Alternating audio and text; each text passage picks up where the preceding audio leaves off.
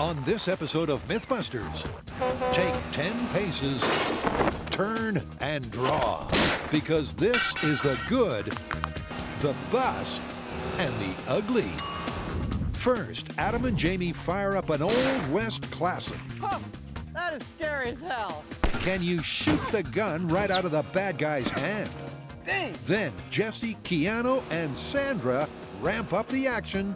Kill it, kill it, kill it, kill! To find out, can you really jump a bus over a gap in the freeway? You do not want to miss this. Who are the MythBusters? Adam Savage. Whoa! And Jamie Heineman. Are we going to try and shoot him in the head? Between them, more than 30 years of special effects experience. Joining them, Grant Imahara. Carrie Byron. Let's do it. Tori Belleci. And featuring Jesse Combs. That was awesome! They don't just tell the myths, they put them to the test.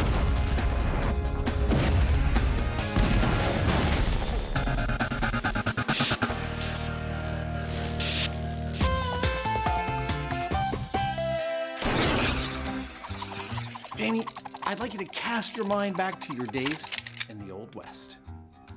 Okay, supposedly there's a cowboy myth from back then that you could disarm an opponent with your pistol without harming them.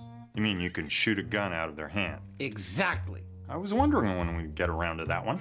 The time has come. Back in the Old West, any good guy gunslinger worthy of a sheriff's badge could supposedly disarm the bad guy with a single sharp shooting shot. But is this really possible? And would you really leave him and any bystanders totally unharmed? Mine may not be so good the next time. So, cowboy, since you were there, you want to tell us how it worked in the Old West? Well, there are two parts to this. The first is unarmed and the second is unharmed. Which do you want to start with? Well, I'm thinking, how much force can you hold on to a gun with? Let's make a plywood cowboy, give him the same amount of holding strength, and take some shots at him. Easier said than done, but we can give it a shot. So, first up, Quick Draw Savage sketches a plywood posse.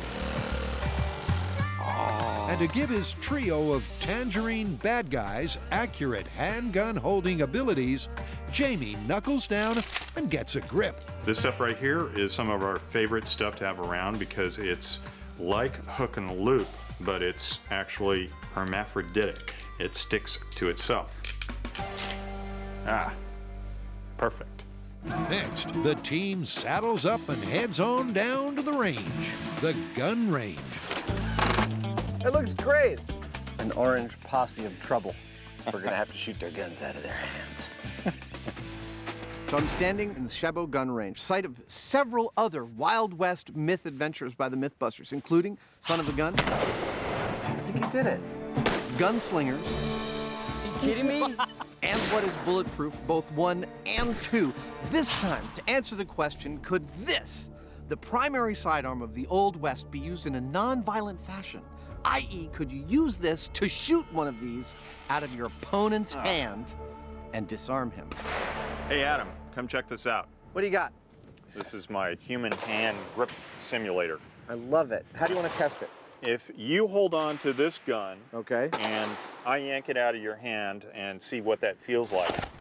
All right? Feel like you got something? Yeah. I'll have you hold on to this thing just securely, and I'll yank it out of there. And if I feel like they're the same, then we're in business.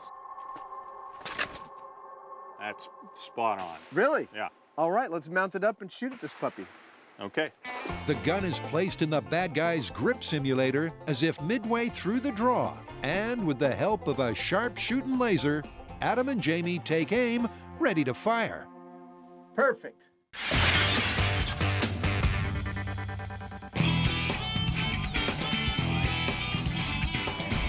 Okay, so we're gonna start off this myth with an impersonation. Oh, great. Here we go. Go for it. Drive straight. Stay above 50. How about another one? There's a bomb on this bus. If you slow down, it'll explode. All right, well, judging from your quotes, I take it we're testing another speed myth? Right. Right. Ever since Adam and Jamie tested whether you can prevent a bus from flipping over by moving all the passengers to one side, everyone has been requesting the bus jump myth. I know this one. It's where their bus is speeding along and they get on an overpass that's unfinished and there's this huge gap. But somehow they pull off this leap across the gap, make it to the other side, drive away perfectly, and nobody's injured in the process. Exactly. You're not going to do this to the whole myth, are you? Yes, I am. It's a classic scene from the green screen. Grant's alter ego, Keanu, and the gorgeous Sandra Bullock jump their famous bus across a 50-foot gap in the LA freeway. But is it really possible? Or is it just another example of fake physics on film? Are you okay? I think so. Good job, dude. Once again, making my family proud. All right, so what's the plan? Get a bus, a half-built freeway, and go for it. Who's driving? No way, that's way too dangerous. What, are you scared? No, I'm not. Yes, I am. No, I'm not. Yes, I am. I think since gaps in freeways are rare and MythBusters are even more rare, we should start in small scale. We'll build a scale freeway, build a scale bus, and run the bus at scale speed and see what happens. And then what we learn from that, we will be going up to full scale because we are going to be driving a full-size bus, right? Oh yes, we are going full scale. 55 miles per hour. Stay on it, stay on Yep, the only thing guaranteed is that by the time the team is done, this bus will be attempting the same jump as in the movie. First up, it's all aboard the math bus to tackle the perennial problem of scale. So what I have here is the same type of bus from the movie. It's 35 feet long, 8 feet wide, and it weighs 24,000 pounds. So what I have to do is scale that bus down for our small scale test. What I have here is a toy bus. Now this isn't gonna work. So what I need to do is make a 1/12 scale bus that's remotely controlled and has the right weight distribution. Now there's one thing in this scale experiment that we can't scale, and that's gravity. We made a few phone calls. We asked people at NASA if we could transport the scale bus and all of us to the moon where the gravity's lower to perform the experiment. They said no. But what they did say was that if you ran the bus a little bit faster, you could compensate for the lack of gravity scaling. Basically, what these hieroglyphics mean is that to compensate for the physical impossibility of scaling gravity, F, G, the speed of our 1/12 scale bus this is the gap that we're traveling. has to be just over 20 miles per hour. 20.2 miles per hour. You forgot to carry gravity. What? Meanwhile, back at the shop, Jesse is constructing a perfectly scaled world for the soon-to-be perfectly scaled bus.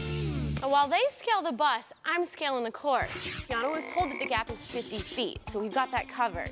But just as important is the angle of the road. And we've calculated it to be 1.2 degrees, with the exit ramp 2 feet higher than the landing ramp.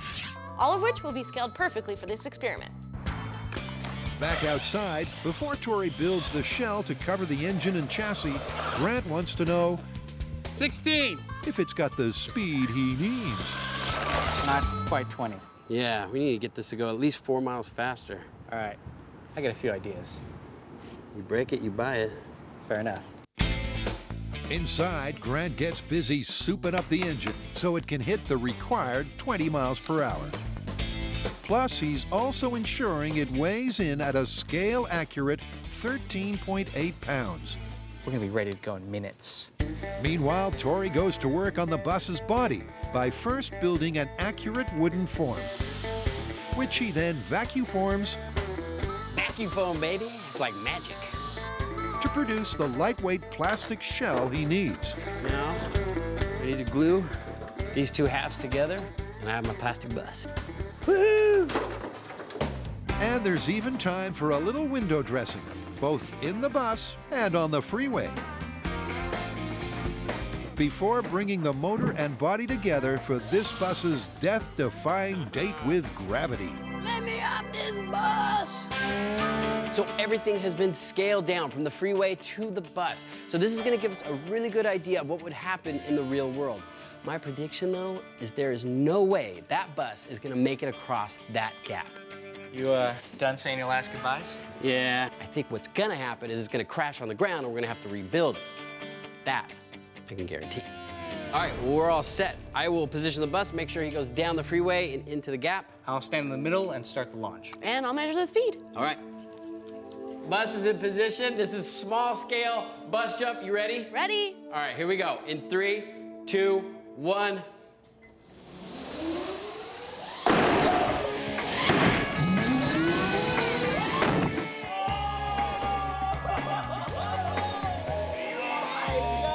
But look it. It went way further than I thought it was gonna go. Yeah, but it still didn't land on the other side of the freeway. This myth is not looking good. Not at all. So for a first small-scale experiment, the bus missed the other end of the freeway by 2.5 feet. In scale, that would be 30 feet. That's a lot to miss by.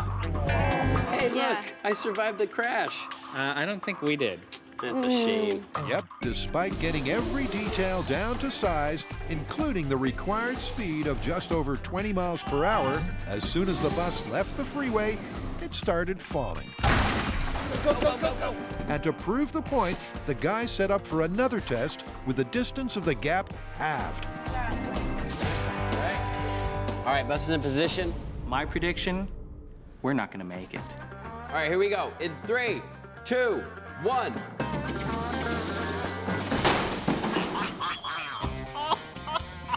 I don't know if you want to look.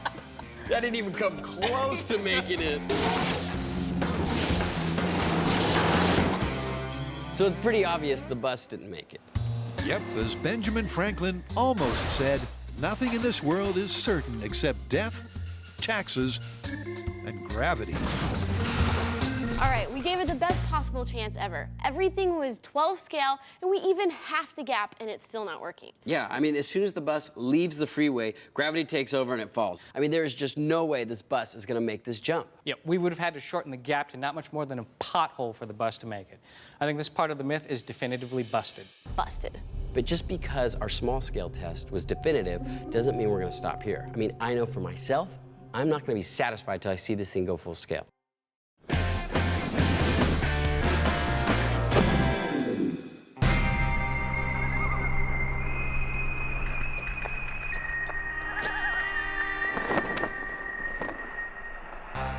Quick Draw Savage and Hairy Jim Heineman want to know if you can shoot the gun out of the bad guy's hand without harming him. And by testing 3 classic configurations, the draw, the shootout, and the hostage, we're about to find out. Here we go. Shooting a gun out of the hands. On the draw. 3, 2, 1. Wow, it knocked it right out. So it did. That might be a result. But it's a result in more ways than one. Some collateral damage. Because although he was disarmed, he was also harmed. Wow. That bullet went in all directions, or at least pieces of it did. It really did. That is terrifying. Look at that. That's a little dose of reality you don't see in the movies. Deadly shrapnel flying in all directions. Walking away unscathed is clearly not a given, meaning the myth is already looking shaky. But what's next? Right, here's a scenario. Our bad guy's actually gotten his gun out of the drawer and into a firing position. Shoot first. Our hero still has to try and shoot that pistol out of his hand non-lethally. That's what we're gonna try. On your mark. Shooting a gun out of a hand in a shootout position. 3, 2, 1. Right there. You seeing it?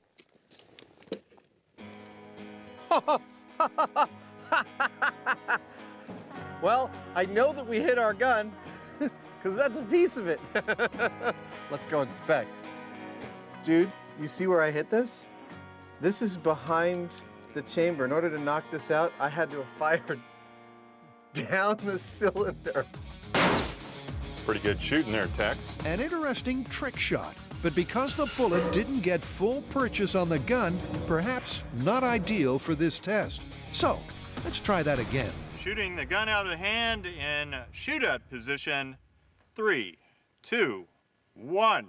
I saw shrapnel go everywhere. Yep, shrapnel went everywhere. Oh! That is some nasty damage. And the gun stayed put. It didn't drop because the profile of the gun meant that there wasn't enough leverage, meaning this scenario is busted on both counts. Next, we are positing that he's pointing the gun at someone else, and we're going to hit it in the side. I personally have high hopes for this one. Shooting the gun out of the hand in the hostage position. Firing in 3, 2, 1. Success! Looks like it. No damage to the hand. No? I don't see any damage to the cowboy behind him either. No. In the hostage position, we can see that the bullet got caught squarely on the gun and delivered most of its energy. Nice shooting, inanimate shooter. That, in combination with the fact that there was a little leverage going like this as a result of that hit, meant that this actually came out of the guy's hand. So the orientation of the gun drastically alters the disarming outcome. But as for the unharmed half of the myth, well, there's a whole lot of lead flying around. Remember, if you're shooting the gun out of someone's hand, it's because you don't want to hurt them, and you definitely don't want to kill them. And our two cowboys here have sustained a lot of damage. Every piece of yellow tape represents either a graze, which would cut you, or a hit that really might kill you. We've got a lot of time to aim, more time than a cowboy would have. This leads me to believe this might not be the most efficacious method for disarming someone safely.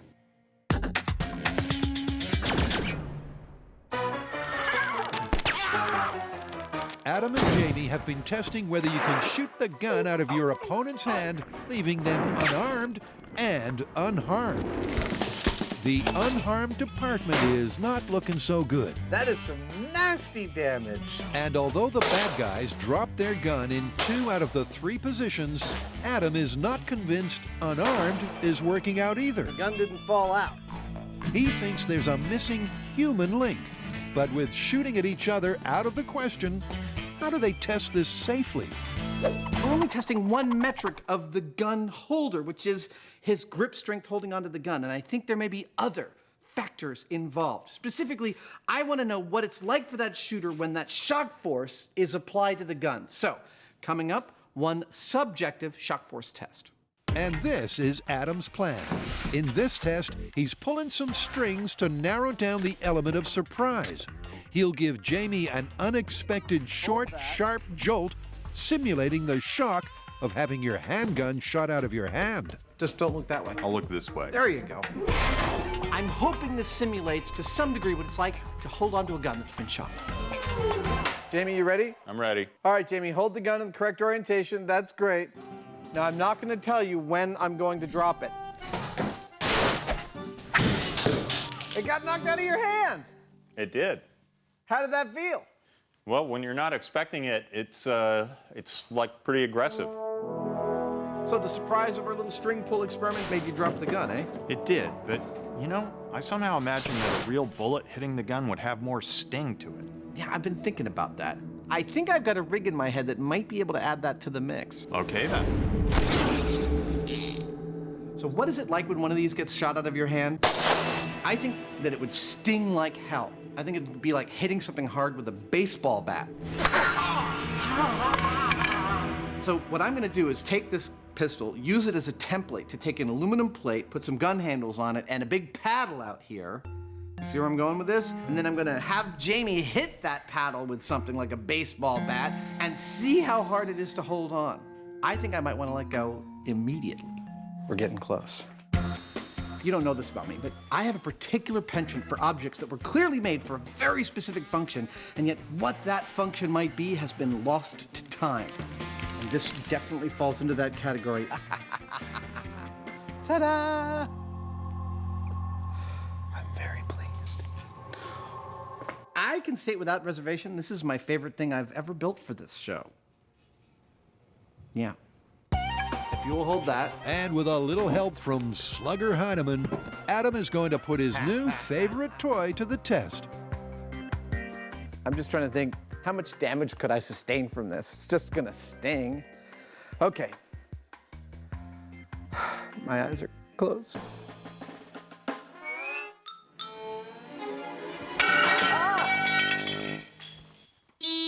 Wow! Ow! Yeah.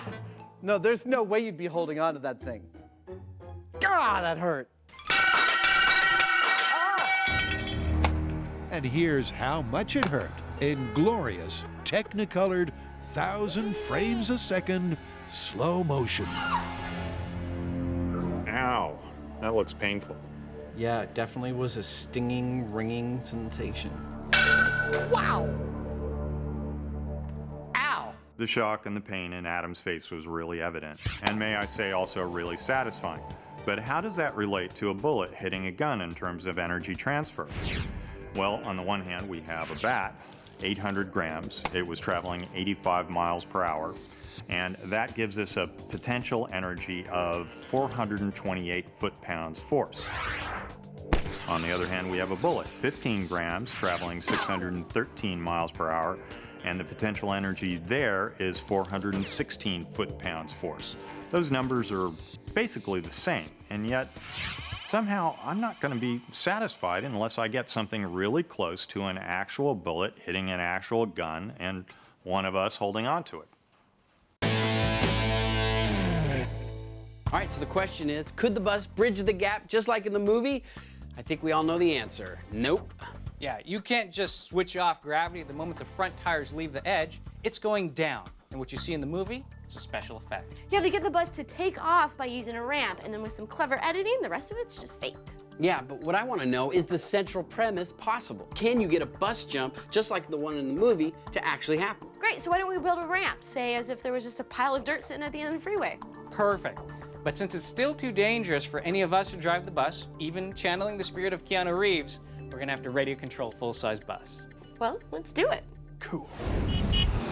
So, as the small-scale setup clearly illustrated, the jump, as per the movie, cannot be made. But what if there was a ramp? What if the bus took off with a more realistic trajectory? Would the 50-foot jump then be possible? To find out, it's full steam ahead with the full-size bus. Come on board! Now, obviously, I'm not going to be driving the bus when we try and jump it, and neither is anyone else. So the first job is to take the human element out of the equation. So I got my box of goodies.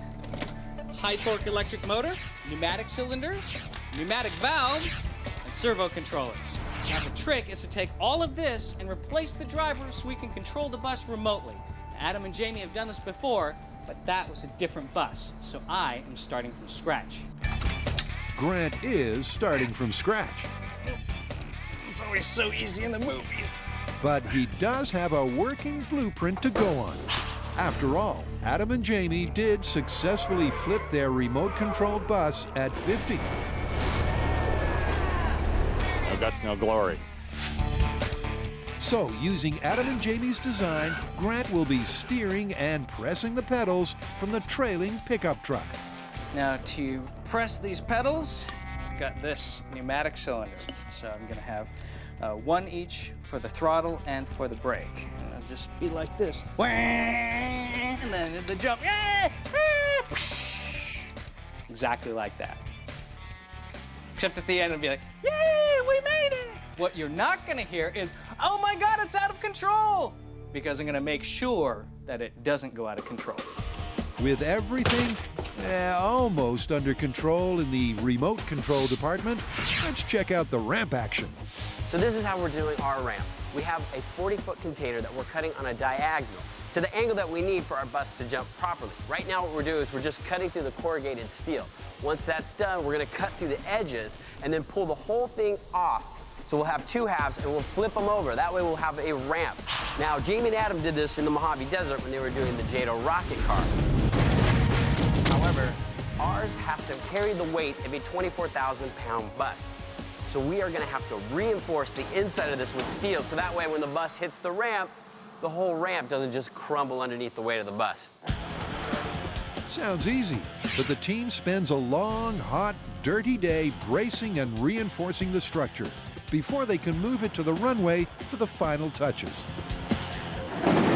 Yo, beauty!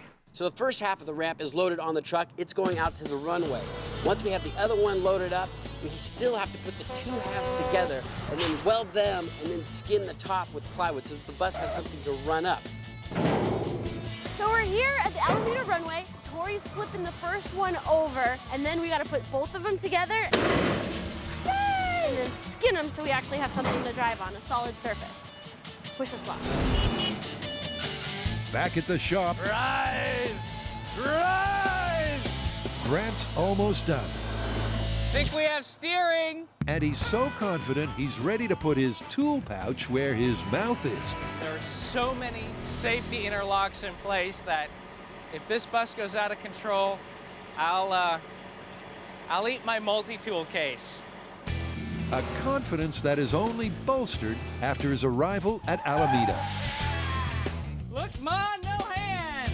Because out on the runway, early tests of the remote control setup are looking real good. Yeah! Well, I hope Grant's having fun with his little bus.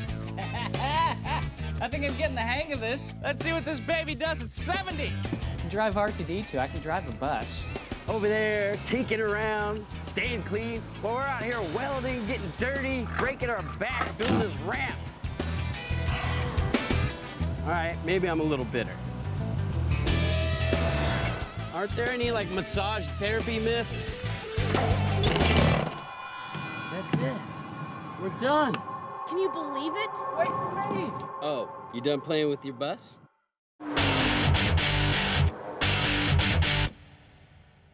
Jamie enjoyed disarming Adam.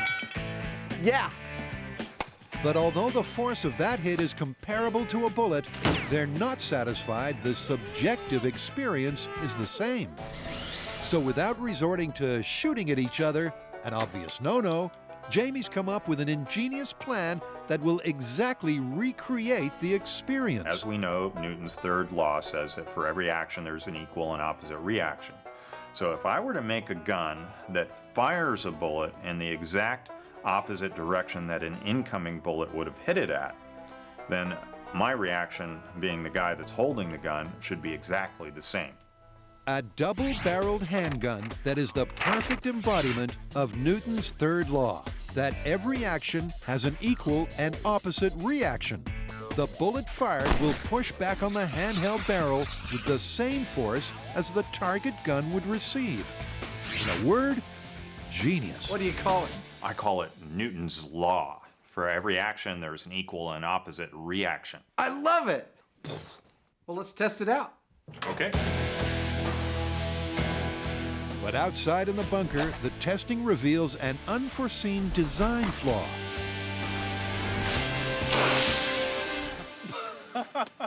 Oh, well, that's a little bit of a letdown. That's a lot of a letdown. It didn't work at all.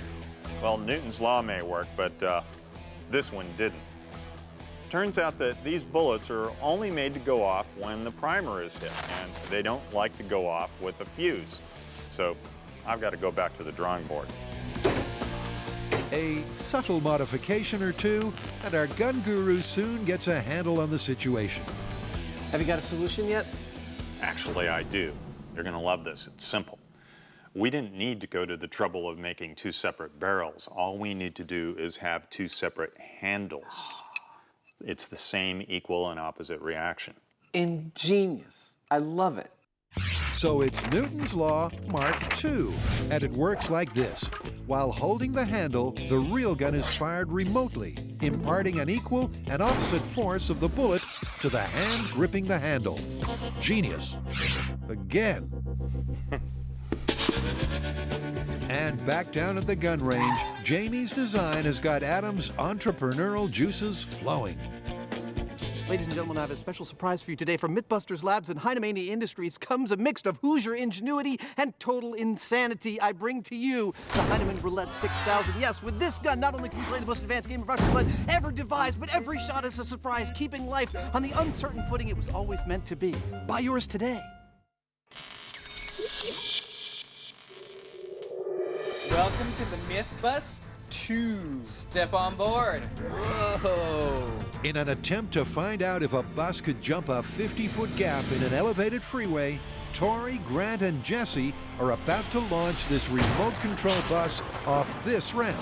But please, read the small print. All right, so there's something that we want to make very clear about this ramp. If you watch the DVD extras, you will find that they actually had a ramp with a pneumatic kicker at the end to help give that bus a little lift and distance that it needed to make that gap.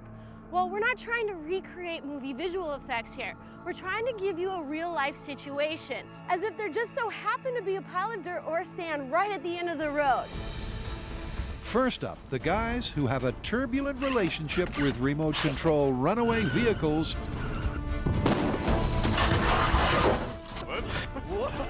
want to test Grant's fail-safe, foolproof override kill switch. All right, this is slow speed test. Checking the brakes. Here we go. In 3, 2, 1.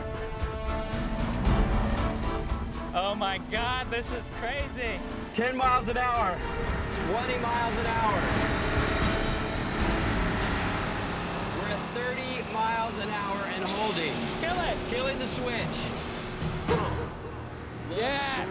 Woohoo! Yes. Good job, Grant! So, unfortunately, no runaway vehicles today. So what's next? All right, so we can stop it, but the thing about it, though, is in the movie, the bus got up to 70 miles an hour. How fast can this bus go? As a matter of fact, I have no idea. Well, let's test it. Of course, the speed at which the bus is going as it hits the top of the ramp is crucial. Let's find out what she can do. So this is full speed test in 3, 2, 1. Hit it.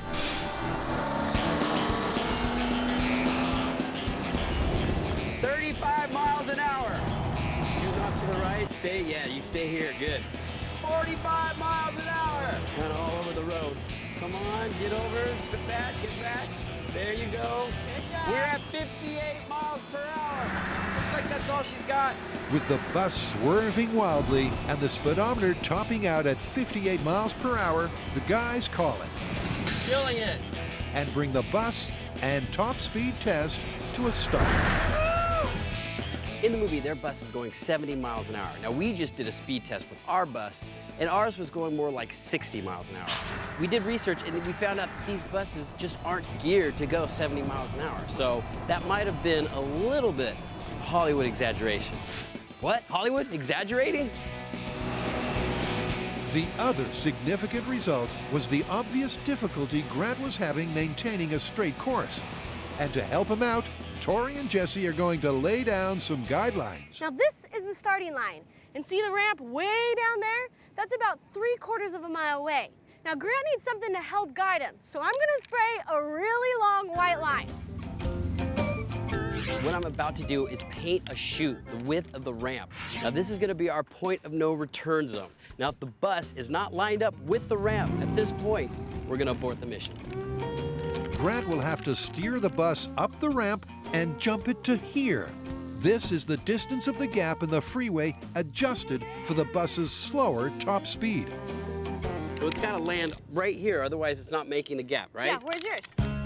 A distance Tori That's where I think it's gonna land. and Grant predict they're going to fall way short of. But where exactly it'll land, there's only one way to find out. All right, you guys, this is it. The final experiment for bus jump. I am so excited.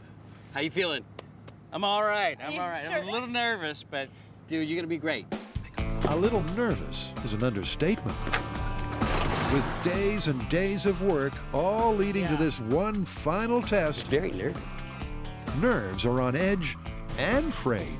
Never seen him so jumpy. So this is the real deal. I mean, we are going for it. There's no more scale models. I mean, if we don't hit that ramp, this is like totally ruined. We only have one shot at this. All right, so this is the real deal. This is full-scale bus jump. There's no turning back now. You guys ready? ready. We're ready. All right, let's do it. Here we go. Let's get that bus to jump. Further back there, I think. Good. 20 miles an hour. 30. Kind of all over the road. Better though. Get in the center, get in the center. There you go. There's your line right there, buddy. Right there. 35 miles an hour. 40 miles an hour. Come on, get over, get back, get back. There you go. Good job. We're at 50 miles an hour. Kill it, kill it, kill it, kill, kill, kill. We are killing the bus. We lost control. That was close. Oh my God. Tensions are running a little high right now. We just did a first test, and Grant was all over the road. All right, let's reset. It's not looking good so far. I'm telling you, you do not want to miss this. So let's recap. We're testing the Old West myth that you can shoot a gun out of your opponent's hand, leaving him unarmed and unharmed. I gotta say, in the unharmed department, it's not looking very good. There's a lot of shrapnel created when a lead bullet hits a steel pistol. But in the disarmed department, everything we've been testing so far says that it's looking pretty good. But pretty good isn't good enough for us. It's time to put the finishing touches on this myth and finally put it to bed. Here's how it's going to work. Adam will be holding Newton's Law Mark II by the second handle. There you go. Like that. Jamie will pull the trigger remotely, maintaining that crucial element of surprise. Okay, Tex. If he blinks, shoot him. And the bullet will push back on Adam's hand with equal force to that of a bullet hitting the gun. First up is the draw position. In this scenario, I am just pulling my gun out of its holster when Sheriff Buster there takes a crack shot, hitting my sidearm on its top. From everything we've tested so far, I think I'm gonna drop that gun. Okay, the gun is hot. Understood. All right, draw position. Fire when ready, I guess.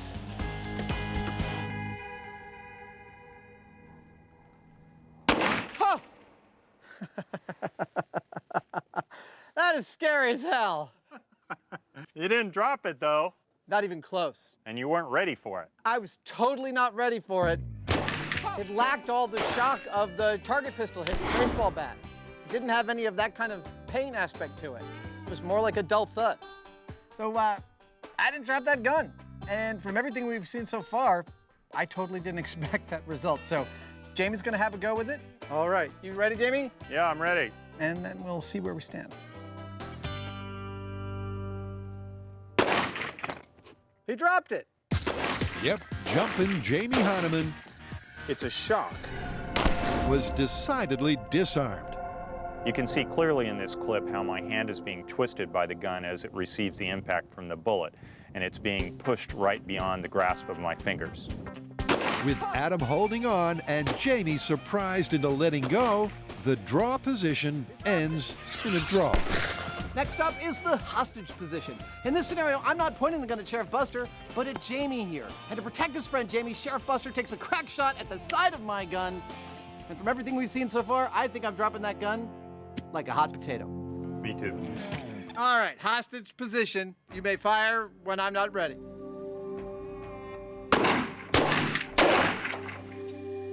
I didn't let go. I noticed that. Admit it, you're clenching. I'm not clenching. You gotta have a turn. Your turn. Here you go. Interesting. Jamie's suggesting it's more about your mental and physical preparedness than the actual forces at play. Let's see. Mr. Heineman, in a hostage position. When's it gonna be? And he dropped it again. This is fascinating. What I'm seeing is that this isn't so much about the force that it takes to remove this gun from my hand. It's about the reaction that I have to the jolt that I'm feeling, and it makes me jump, and I let go. Editors, can I get a split screen, please, of that last test? Thank you. Now, you may be wondering, looking at this, why I'm holding on to my pistol while Jamie lets go of his. This could be explained by the fact that I endured so much pain holding on to the target pistol that I built while Jamie hit it with a baseball bat. Yeah, like that I'm inured to the shock and pain of this new rig. But really, I think it comes down to something else. I think it's just the fact that everyone's a little bit different, and that means that this technique, shooting a gun out of your opponent's hand, is never gonna be a surefire technique. But they're not done yet. Sheriff Buster, Jumpin' Jamie Hahnemann, and Adam Clench Savage have yet to test the shootout position.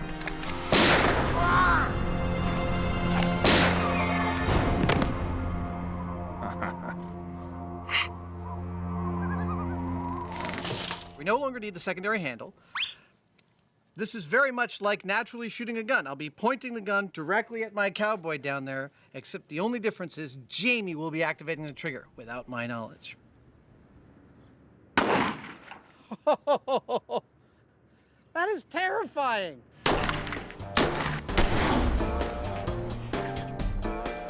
You still didn't let it go. No, I don't think I was putting too much pressure on it. I don't think I'm clenching. And that just leaves Jamie.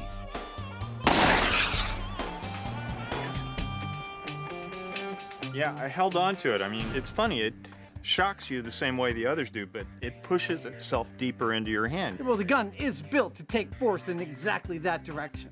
I think of all the shooting positions, this one's the least likely to be knocked out of your hand.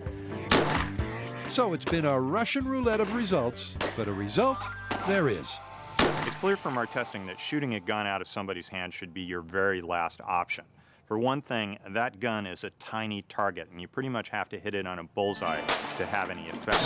Secondly, if you do hit the gun, the shrapnel or ricochets are likely to actually hurt your guy. So where do we stand with this one? Well, partner, I think we're going to call this myth plausible, but far from a surefire way to disarm your opponent. But the idea that you could do so safely, totally busted. I agree. Let's go. So if you do ever find yourself in a Western duel, know this. You might be able to shoot the gun out of someone's hand, but chances are someone's gonna get hurt.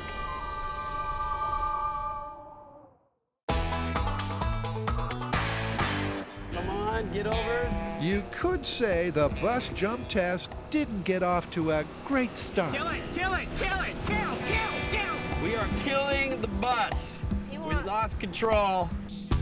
But it takes more than a wildly out-of-control remote control bus to stop the MythBusters. Hit it. Cue take 2. We're at 20 miles an hour. And so far it's... We are looking good. Looking good. but not for long. He's shooting off to the right. 35 miles an hour. 40 miles an hour. It's kind of all over the road. Come on. Over to the right. We're in. All right, killing it, killing it, killing it, killing it. It's kill. There goes. That's not good. Dang! And we took out the fence. That's an affirmative.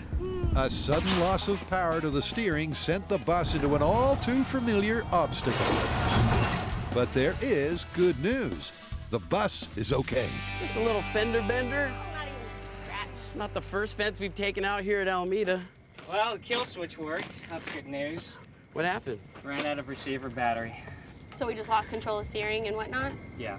There it goes. I'm not eating my multi-tool pouch just yet. Oh. And I get to choose how I eat it. Maybe fried with a little bit of powdered sugar. While Grant contemplates a multi-tool pouch donut and replaces the steering servo's batteries, the light fades, forcing the team to abandon the runway. The following day, after a full systems check, there's renewed optimism in the air. We're back out here. It's a new day. I'm feeling confident. I'm so excited. We're gonna hit that ramp. Are we gonna make the distance? Don't know, but we're gonna hit that ramp. This is it. This is full-scale bus jump. This is not a drill. In 3, 2, 1, hit it.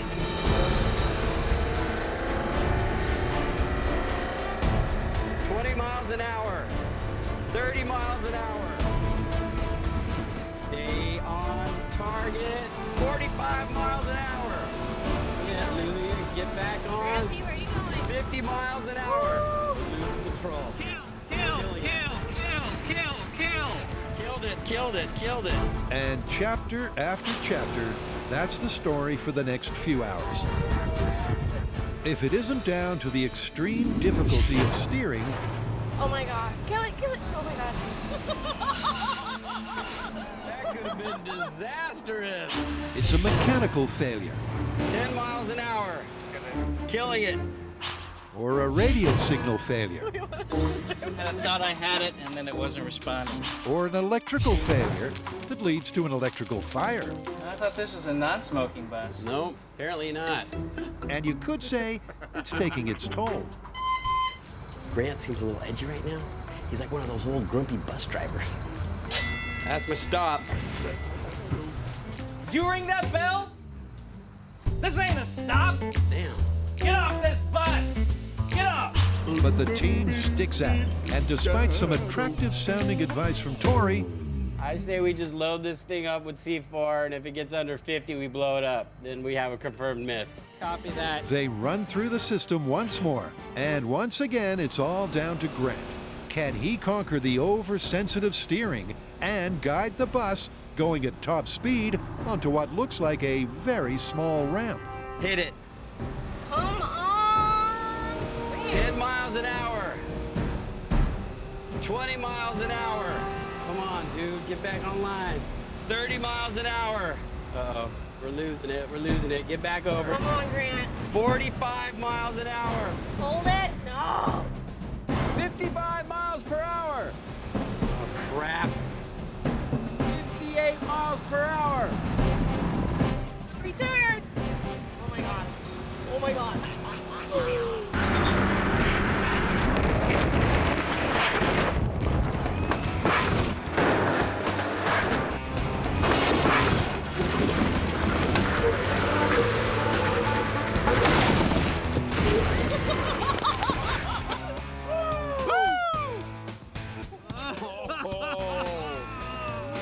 Well, ladies and gentlemen, I think that's it.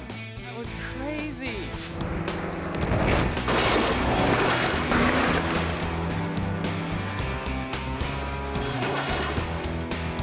Did that look easy?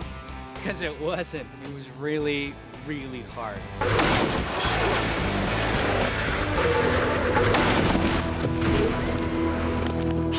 The steering on the bus is a little tricky because you're following it. All you see is kind of the back end swerving, and you have to correct for that. Trying to keep up, keep correcting the bus, keep correcting it. And it got a little swervy right towards the end. But I saw the ramp coming up, and I made the last move to get us right on the ramp.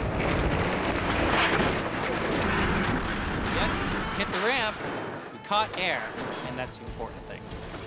Did the bus go the entire distance of the gap? No, unfortunately. Oh, okay. I think that is where the bus landed. Look at that impact zone. Ah, that thing is huge. The gouge is massive. Yeah, but I mean, look, this is our target distance. Dude, that's a long way. I mean, we didn't even come close. Not even halfway. And you know what? In the movie, they didn't have a ramp. Okay, the good news. Just like the movie, the bus, before hitting the safety barrier at least, was relatively unharmed. But here's the but. Even with a ramp, the bus failed by a long way to clear the gap in the freeway, which would have meant a tragic and very un-Hollywood-like end to the movie. All right, this one's looking busted. Busted. Busted.